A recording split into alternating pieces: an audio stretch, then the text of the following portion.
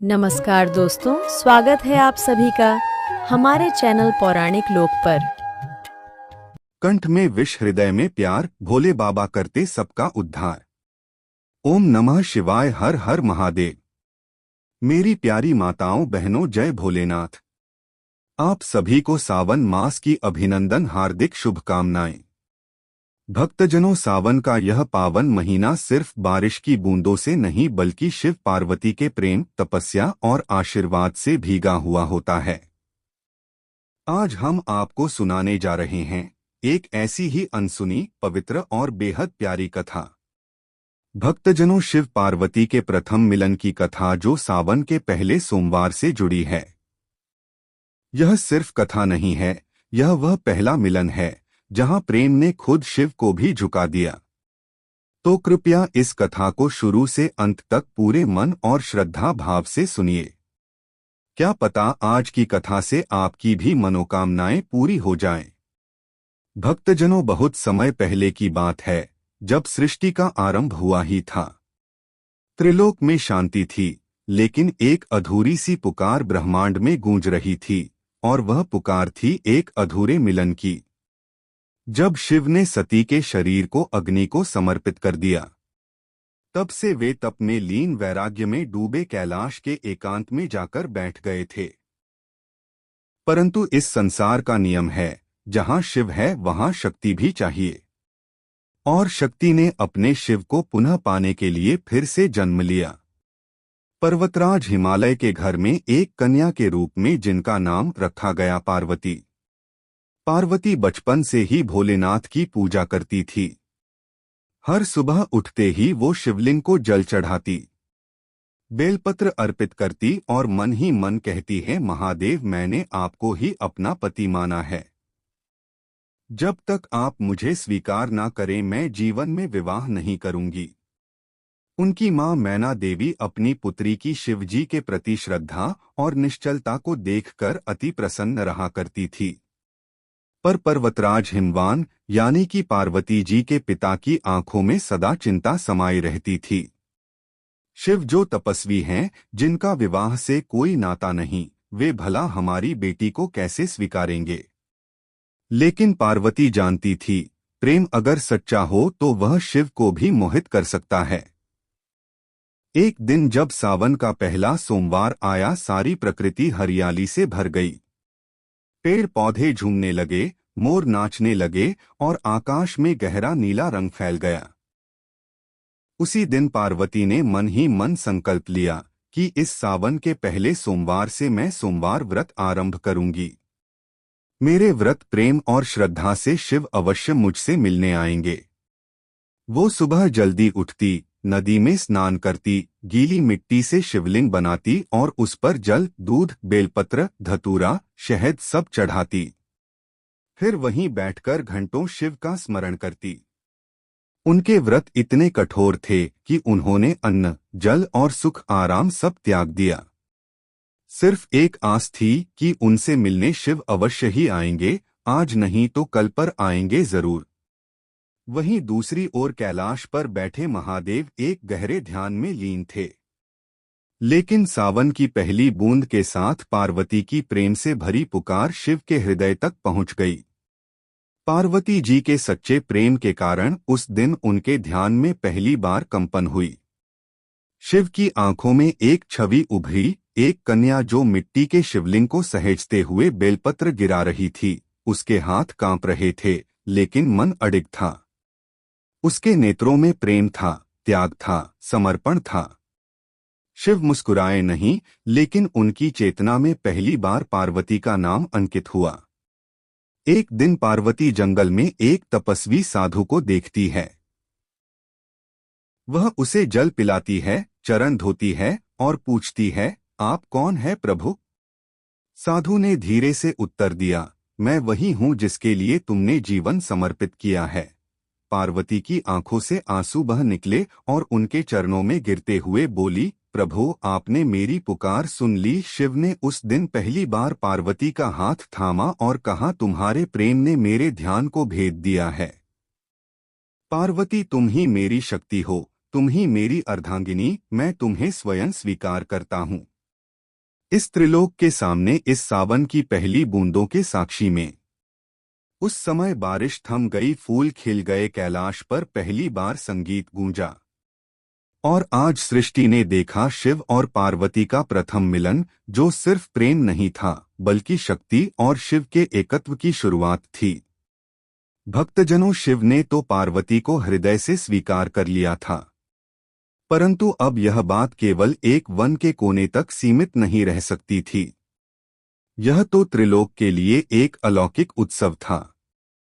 शक्ति जिसने स्वयं को शिव को अर्पित किया और शिव जिन्होंने वैराग्य तोड़कर प्रेम को अपनाया।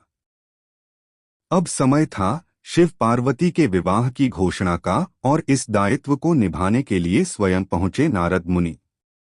ब्रह्मा जी के कहने पर वे कैलाश पहुंचे और बोले, भोलेनाथ, आज आप सिर्फ योगी नहीं वर भी बन चुके हैं। अब इस प्रेम के स्वरूप को विवाह का मान भी दीजिए। शिव ने अपनी गहरी आंखों से नारद मुनि को देखा और उत्तर दिया, विवाह तो होगा, पर एक शर्त पर। प्रिय भक्तजनों, शिव की शर्त बहुत ही विचित्र थी। उन्होंने कहा, यदि पार्वती मेरा वास्तविक रूप, मेरी सच्चाई, मेरी भस्म, मेरी जटाओं में बहती गंगा और मेरे गणों को देखकर भी प्रेम ना छोड़े, तभी मैं विवाह करूंगा। यह सुनकर नारद मुनि चौंक गए, क्योंकि वे जानते थे कि शिव का रूप दिव्य तो है, पर आम लोगों के लिए भयावह भी है। वहीं पार्वती के महल में जब यह शर्त पहुंची तो मैना देवी और पर्वतराज हिमवान चिंता में डूब गए। परंतु पार्वती ने मुस्कुराकर कहा, प्रेम यदि केवल रूप पर आधारित हो तो वह प्रेम नहीं। मैंने शिव को उनकी आत्मा से चाहा है। भस्म हो या गहना, जटाएं हो या मुकुट हो, मुझे तो बस उनका साथ चाहिए। और भक्तजनों, शिव पार्वती विवाह के लिए सावन का ही एक दिन चुना गया। वो दिन जब आकाश हल्का नीला हो, बादल बूंदे गिरा रहे हो और चारों ओर बेला के फूलों की महक हो। शिव ने बारात निकाली, पर वह बारात कोई सामान्य नहीं थी। भूत, प्रेत, पिशाच, नाग, तांडव करते गण और सबसे आगे स्वयं नंदी। पर्वतराज के महल में जैसे ही यह बारात पहुंची तो सारी राजकुमारियां डर गई। मैना देवी बेहोश हो गई, लेकिन पार्वती वो अपने श्रृंगार की थाली लिए दरवाजे पर खड़ी थी, हर्षित, आनंदित और पूरी तरह समर्पित। उन्होंने शिव को देखा और मुस्कुराकर कहा, स्वागत है मेरे प्राणनाथ। यही रूप तो मुझे प्रिय है, सच्चा, सरल और सनातन। शिव ने भी मुस्कुराकर कहा, और यही प्रेम मुझे तुम्हारा बना गया। पार्वती, शिव और पार्वती का विवाह वैदिक मंत्रों, सप्तपदी और अग्नि के साथ फेरे लेकर संपन्न हुआ। सावन की वह रात्रि आज भी सबसे पवित्र रात मानी जाती है। कहते हैं उस रात गंधर्वों ने गीत गाए, अप्सराओं ने नृत्य किया, देवताओं ने पुष्प वर्षा की और स्वयं भगवान विष्णु और लक्ष्मी जी ने आकर वरमाला में पुष्प सजाए। शिव ने पार्वती के मांग में प्रेम से भरा सिंदूर लगाया और कहा, अब तुम केवल मेरी अर्धांगिनी नहीं, मुझसे भी अधिक मेरी शक्ति हो। जहां तुम हो वहीं मैं हूं। भक्तजनों, सावन के पहले सोमवार को जो प्रेम बीज की तरह बोया गया, वो सावन के अंतिम सोमवार तक एक दिव्य वृक्ष बन गया, जिसकी छाव में आज भी हम सब व्रत, पूजा और भक्ति करते हैं। पार्वती ने हमें सिखाया धैर्य, श्रद्धा और नारी की शक्ति कितनी महान होती है, जो स्वयं शिव को भी मोहित कर लेती है। सखियों, शिव पार्वती का विवाह तो हो गया था, पर अब समय था उस पहली रात का जहां शिव और पार्वती पहली बार एकांत में मिले, जहां पर ना भूतों की भीड़ थी, ना देवताओं का उत्सव, बस दो आत्माएं जो अब एक हो चुकी थी। वो रात भी सावन की ही एक शीतल, सुगंधित, गहरी रात थी।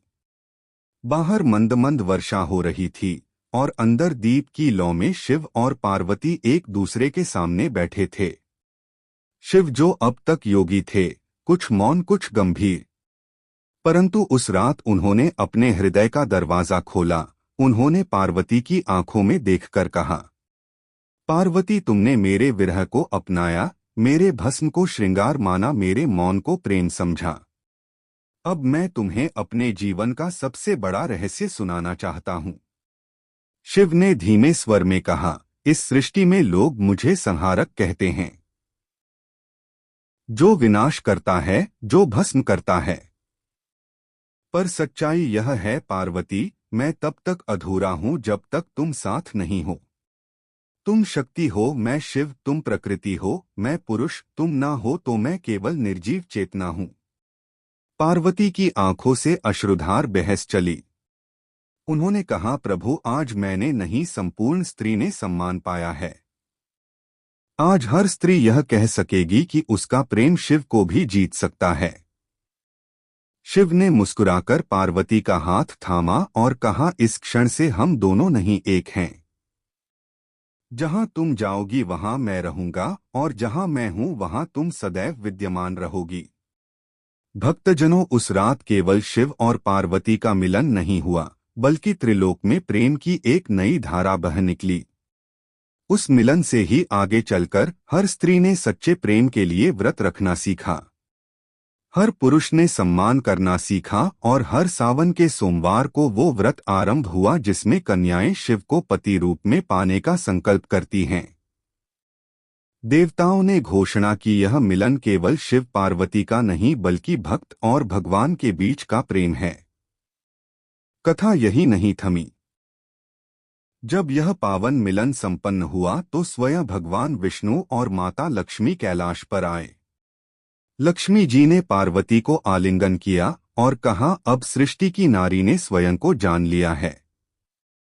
तुम हर स्त्री की प्रेरणा हो कि संयम, श्रद्धा और प्रेम से कितना भी कठोर योगी पिघल सकता है। विष्णु भगवान ने शिव से कहा, भोलेनाथ, आपने प्रेम का मार्ग अपनाया, अब सृष्टि में संतुलन बना रहेगा। आपका गुस्सा अब पार्वती के स्नेह से शांत होगा। शिव ने मुस्कुराकर कहा, और लक्ष्मी जी, सावन का पहला सोमवार अब सिर्फ व्रत नहीं, एक उत्सव बन जाएगा।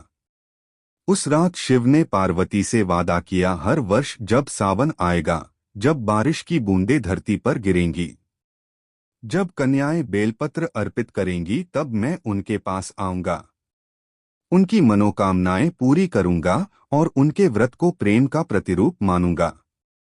पार्वती ने हंसकर कहा, और मैं हर स्त्री के हृदय में वह श्रद्धा भरूंगी जो उसे शक्ति बना दे। सखियों, इस प्रकार उस सावन की पहली सोमवार की रात प्रेम, शक्ति और शिवत्व का जन्म हुआ। और तभी से हर साल जब सावन आता है, हवा में प्रेम की सुगंध घुल जाती है। हर बहन शिव के चरणों में बैठकर व्रत करती है, क्योंकि वह जानती है उसका प्रेम भी किसी दिन शिव को झुका देगा। सखियों, कभी आपने सोचा है कि जहां प्रेम होता है वहां थोड़ी शरारत, थोड़ी रूठने मनाने की मिठास भी होती है, और जब वह प्रेम शिव और पार्वती जैसा हो तो हर तकरार भी भक्ति का पर्व बन जाती है। विवाह के कुछ दिन बाद की बात है। सावन का मध्यम सप्ताह था। बाहर झरने कलकल बह रहे थे, जंगलों में हरियाली मुस्कुरा रही थी, और कैलाश पर भी शिव और पार्वती एक साथ शाम की वेला में बैठे थे। पार्वती ने हंसते हुए शिव से कहा, प्रभु, क्या कभी आपने मुझे बिना मेरी पुकार के याद किया? शिव ने चौंक कर देखा और गंभीरता से कहा, मैं योगी हूँ पार्वती, भावों से परे। पार्वती की मुस्कान धीरे धीरे फीकी पड़ने लगी। उन्होंने कहा, आप योगी हैं, यह तो सब जानते हैं, पर अब आप मेरे स्वामी भी हैं, तो क्या मेरा मन जानना आपका भी धर्म नहीं? शिव कुछ नहीं बोले, मौन शांत, और फिर उठकर ध्यान में बैठ गए। सखियों, यह पहला अवसर था जब पार्वती ने शिव को खामोश होते देखा। ना कोई प्रतिक्रिया, ना कोई उत्तर। उनकी आंखों में हल्का सा जल भर आया। उन्होंने धीरे से अपने कक्ष में प्रवेश किया और मन ही मन बोली, अगर महादेव का प्रेम मौन है तो मैं उनकी चुप्पी को भी प्रेम समझूंगी। लेकिन इस बार पार्वती ने भी एक निर्णय लिया। वो शिव से एक रात संवाद नहीं करेंगी। उस रात सावन की बारिश रुक रुक कर गिर रही थी। पार्वती ने एक दिया जलाया। उसके सामने शिव की प्रतिमा रखी और बिना कोई शब्द बोले एक मौन यज्ञ आरंभ किया। शिव ने ध्यान खोला तो देखा पार्वती बैठी है पर कुछ बोल नहीं रही। ना कोई शिकायत, ना कोई प्रश्न, सिर्फ मौन और आंखों में समर्पण। शिव की चेतना जैसे हिल गई। उन्होंने पहली बार अनुभव किया कि पार्वती अब केवल शक्ति नहीं, वह प्रेम में तपस्विनी बन गई है। सखियों, जिसने सती को खोया था, जो वैराग्य में डूबा था, वो महायोगी उस रात धीरे से पार्वती के पास आया। वो चुपचाप बैठे और बोले, पार्वती, मैं प्रेम से डरता नहीं, पर मैं यह मानता था कि प्रेम बंधन है। तुमने आज अपने मौन से मुझे सिखाया प्रेम बंधन नहीं, प्रेम तो स्वतंत्रता है। उन्होंने पार्वती के हाथों को थामा और कहा, रूठना तुम्हारा अधिकार है, पर मुझे मनाना अब मेरा धर्म है। बहनों, इस मिलन के पश्चात शिव ने पहली बार पार्वती के लिए एक मधुर नृत्य किया। ध्यान दो सखियों, यह वही शिव है जिनका तांडव त्रिलोक हिला देता है। पर उस रात उन्होंने प्रेम की लय में मंद मंद संगीत में पार्वती की आंखों में आंखें डालकर एक सौम्य प्रेम नृत्य किया। देवताओं ने इसे देखा और कहा, यह तांडव नहीं, यह तो नवरस का आरंभ है। पार्वती ने भी पुष्पों से झांपी रचना रची और दोनों ने साथ मिलकर उस रात को प्रथम प्रेम उत्सव का नाम दिया। उस दिन के बाद पार्वती ने शिव से एक वर मांगा, प्रभु, जैसा प्रेम आपने मुझे दिया वैसा ही हर स्त्री को मिले। हर कन्या को एक ऐसा शिव मिले जो उसके मौन को भी समझे। शिव ने वरदान दिया, जो भी स्त्री सावन के सोमवार को व्रत करेगी, प्रेम पूर्वक मेरा ध्यान करेगी, उसे जीवन में प्रेम, सम्मान और आध्यात्मिक साथ अवश्य प्राप्त होगा। और तभी से हर वर्ष सावन के सोमवार को जब बहनें व्रत करती हैं, जल चढ़ाती हैं, तो वह सिर्फ पूजा नहीं कर रही होती, बल्कि उस प्रथम मिलन की स्मृति में प्रेम और भक्ति का संगम दोहरा रही होती है।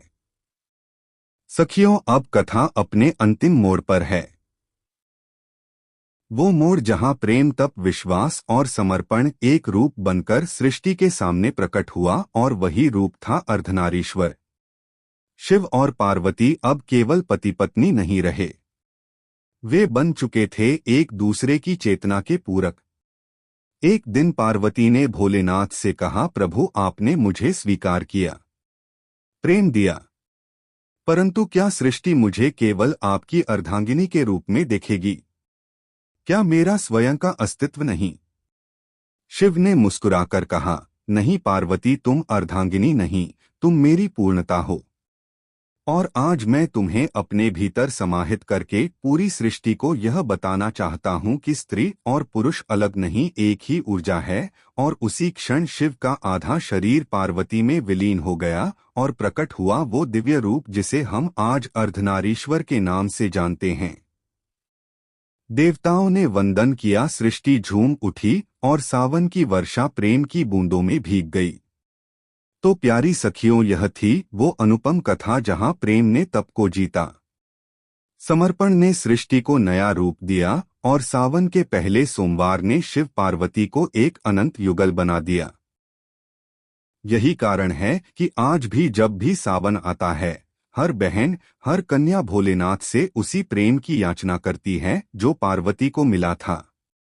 मेरी प्यारी बहनों, अगर यह कथा आपके मन को छू गई हो तो इसे अपनी हर सखी बहन तक पहुंचना, ताकि वे भी सेवा समर्पित भक्ति से जुड़े, इसलिए इसे अन्य जनों तक जरूर पहुंचाना।